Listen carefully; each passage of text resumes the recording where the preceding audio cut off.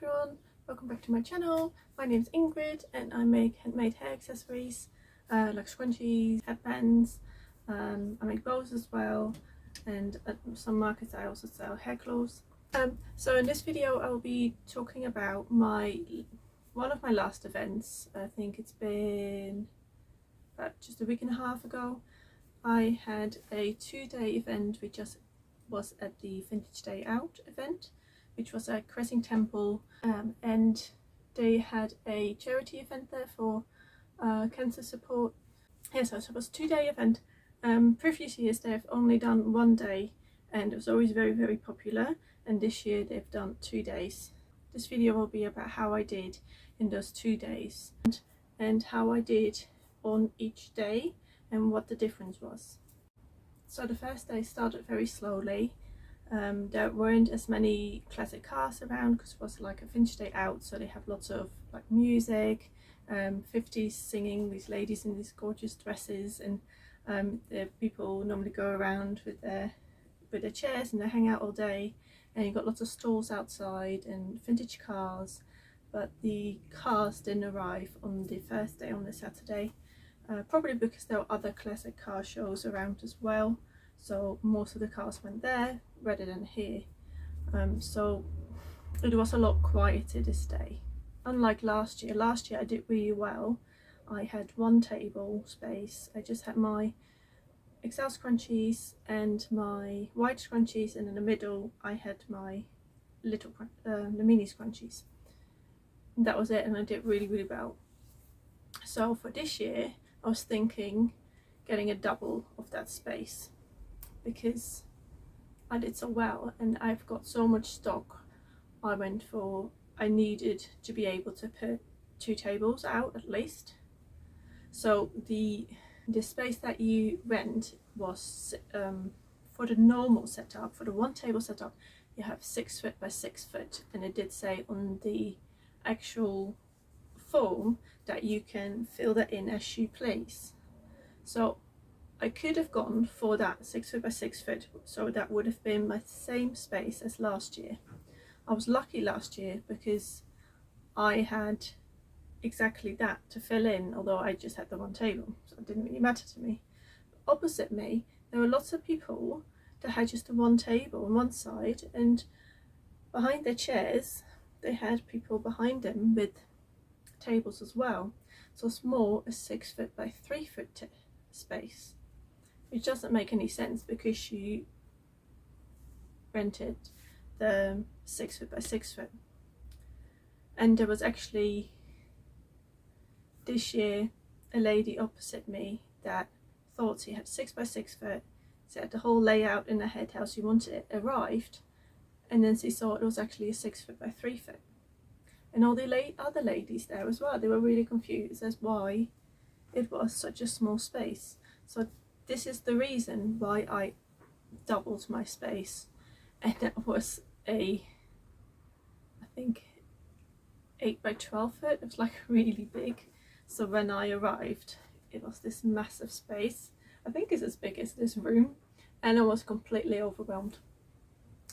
Like, how am I going to fill that space? And my setup is not that big. I'm used to my gazebo space, so that's 3 meters by 3 meters. I don't know how much that is in feet. So because I was so overwhelmed by it, I just did a straight line. And normally when I do a straight line, I do not have a good day. So I've tried it at different markets, Christmas markets as well. I always do really good at Christmas markets.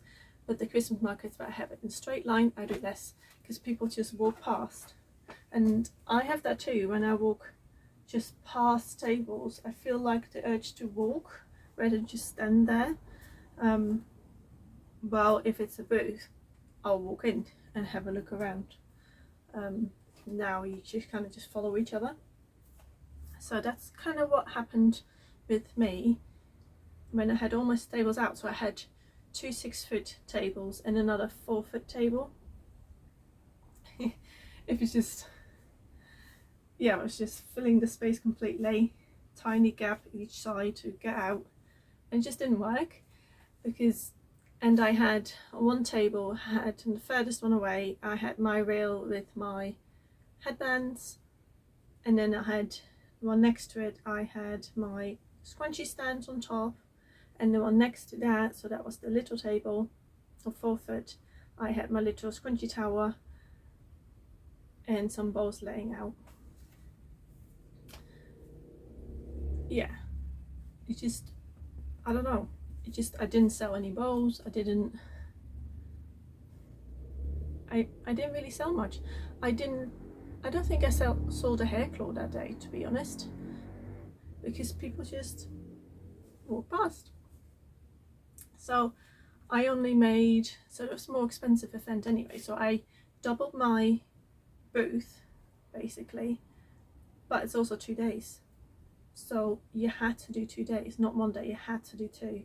So not only when did I go bigger, I also did 2 days, so that doubled it again, so I like quadrupled my fee. So yeah, there was a lot of money to get out. And the first day I kind of broke even with the fee for that day. I only went a few pounds over that, so that was quite demotivating really. So I went home that day, I was like, I don't feel like it anymore. That I was just thinking like, how can I change it? And it's like, right, this is not going to take me down. I'm going tomorrow, I'm just going fresh in there. At least I don't have to set everything up, so I'm not as tired. Just get it done. And also on the first day I had my daughter helping me, because I know these events can be really busy. So I had her helping with me. I paid her some money for it. It was just so, I wanted her to experience it being busy and really help out. Yeah, so you see, did actually got me some food. I normally don't have any food either. Well, I do have food, I bring my food, but this is the first time she actually, for lunchtime, she went out and she got some nice things, nice brownies, why not? Yeah, so that was really nice, and it was lovely to have her there with me as well. So that second day I was like, right, I'm gonna do this better. So I went for my gazebo setup with, yeah, so I had one table on the side, so I went more in the depth, and then a little table, a bit of a gap, and then the other side I had where I normally have my other table and my rail with my headbands. So this time people will come in and I can actually say hello and greet them and tell them about my product. Like before, they would just walk in and go past, and the thing is, I'm standing there in the middle and I can't, the first day, and I can't see what the people are doing behind the headbands, and they can't really see me. So I was always really shy to say like hello, you know, because they're so far away with me. It's like shouting across the room. It just didn't, that's not really me. I'm quite shy anyway. I don't want to say things wrong, and I don't know, I want to make eye contact first, or when people come in the booth I'm like, all right, you're coming in here for my products, so then I can say hello and talk about my products.